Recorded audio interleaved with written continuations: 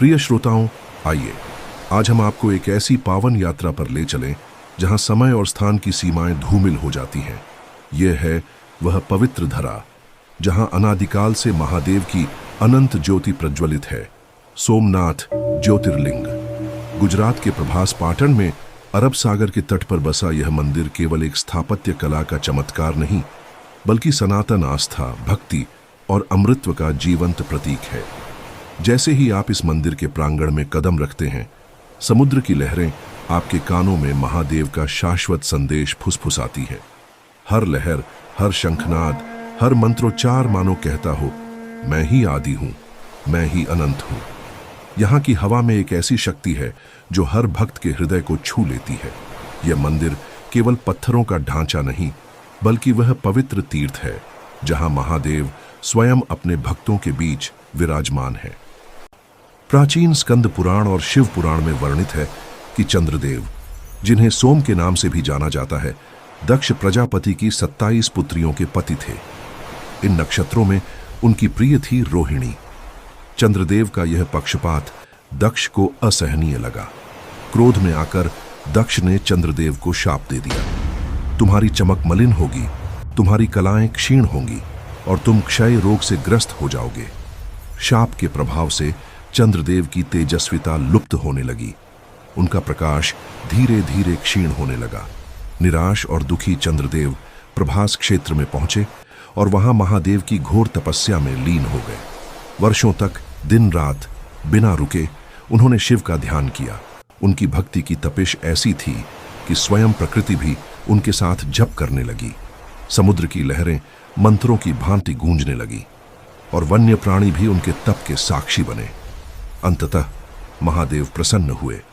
एक दिव्य प्रकाश के साथ वे प्रकट हुए और उनकी गंभीर किंतु करुणामयी वाणी गूंजी, सोम, तुम्हारी भक्ति ने मेरे हृदय को जीत लिया है।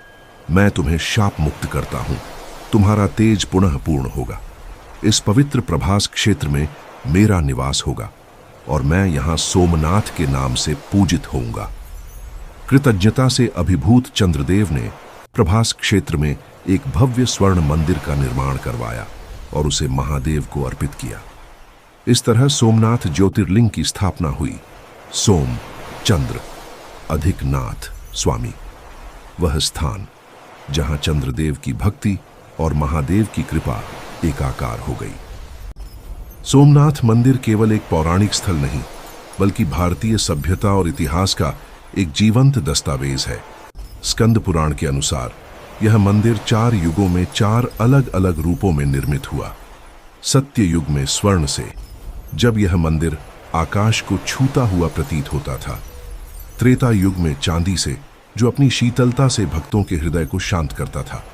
द्वापर युग में रत्नों से जड़ित, जो अपनी अलौकिक चमक से समस्त विश्व को मंत्रमुग्ध करता था। कलयुग में पत्थरों से निर्मित, जो आज भी अपनी भव्यता से विश्व को आश्चर्यचकित करता है। यह वही प्रभास क्षेत्र है जहां भगवान श्री कृष्ण ने अपने अवतार का समापन किया। महाभारत के युद्ध के बाद यदुवंश का अंत यहीं हुआ और गंधारी के शाप के कारण श्री कृष्ण ने यहीं अपनी देह त्याग दी। इस कारण यह स्थल न केवल शिव भक्तों के लिए, बल्कि समस्त सनातन धर्मावलंबियों के लिए असीम श्रद्धा का केंद्र है। सोमनाथ का इतिहास आस्था की उस अटल शक्ति का प्रतीक है जिसे कोई शक्ति पराजित नहीं कर सकती। कहा जाता है कि यह मंदिर 17 बार नष्ट हुआ और हर बार और भी भव्यता के साथ पुनर्जनन हुआ। सबसे चर्चित आक्रमण 1026 ईस्वी में महमूद गजनी का था। उसने मंदिर की अपार संपत्ति को लूटा और पवित्र शिवलिंग को तोड़ने का प्रयास किया।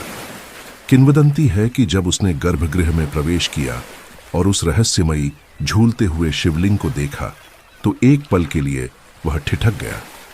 परंतु लालच ने उसकी श्रद्धा को दबा दिया और उसने मंदिर को ध्वस्त कर दिया। लेकिन महादेव की ज्योति को कोई बुझा नहीं सकता। बार बार मंदिर का पुनर्निर्माण हुआ। स्वतंत्र भारत में लौह पुरुष सरदार वल्लभ भाई पटेल ने मंदिर के पुनरुद्धार का संकल्प लिया। उनके प्रयासों से 1951 में आधुनिक सोमनाथ मंदिर का निर्माण हुआ, जो आज विश्व भर के भक्तों के लिए आस्था का केंद्र है। यह मंदिर हमें सिखाता है, आस्था को नष्ट नहीं किया जा सकता। सोमनाथ का एक अनूठा रहस्य है। इसके पीछे फैला अरब सागर अनंत प्रतीत होता है। वैज्ञानिकों का मानना है कि सोमनाथ से दक्षिण ध्रुव तक कोई भूखंड नहीं है। मंदिर के पीछे लिखा शिलालेख देवभूतम प्राचीनम तमसो पारम, यह दर्शाता है कि महादेव समय और स्थान से परे हैं। भक्तों का कहना है कि जब मंदिर में आरती होती है तो समुद्र की लहरें एक लय में थिरकने लगती हैं, मानो वे स्वयं महादेव को नमन कर रही हों। सूर्योदय और सूर्यास्त के समय मंदिर का स्वर्णिम शिखर समुद्र के जल में प्रतिबिंबित होता है, जो एक अलौकिक दृश्य उत्पन्न करता है। यह दृश्य हर भक्त के हृदय में श्रद्धा और शांति का संचार करता है। सोमनाथ केवल एक तीर्थ स्थल नहीं, बल्कि चमत्कारों का केंद्र है। भक्त बताते हैं कि यहां ध्यान करने पर उन्हें ऐसी शांति का अनुभव होता है जो संसार के किसी कोने में दुर्लभ है। कई भक्तों ने आरती के समय शिवलिंग से निकलती प्रकाश की किरणों की बात कही है, मानो स्वयं महादेव वहां उपस्थित हों। किंवदंतियों के अनुसार मंदिर पर हुए असंख्य आक्रमणों में भी गर्भगृह का शिवलिंग कभी नष्ट नहीं हुआ। यह महादेव की रक्षक शक्ति का जीवंत प्रमाण है। यहाँ का एक विशेष व्रत भक्तों में अत्यंत लोकप्रिय है। भक्त मंदिर की परिक्रमा करते हैं, समुद्र में जल अर्पित करते हैं और अपनी मनोकामनाएं महादेव के चरणों में रखते हैं। कहते हैं, इस व्रत से जीवन के सबसे बड़े संकट भी टल जाते हैं और भक्तों को नई ऊर्जा और आशा प्राप्त होती है। आज का सोमनाथ मंदिर चालुक्य स्थापत्य शैली का एक उत्कृष्ट उदाहरण है। इसका शिखर 150 फीट से अधिक ऊंचा है और उस पर लहराता ध्वज महादेव की अनंत महिमा का प्रतीक है। प्रतिदिन 3 बार ध्वज परिवर्तन की परंपरा इस मंदिर को जीवंत और ऊर्जावान बनाए रखती है, मानो महादेव को नित्य नवीन श्रद्धांजलि अर्पित की जा रही हो। हर दिन हजारों भक्त यहां दर्शन के लिए आते हैं। मंदिर के तट पर खड़े होकर जब आप अनंत समुद्र और क्षितिज को निहारते हैं तो एक गहन अनुभूति होती है।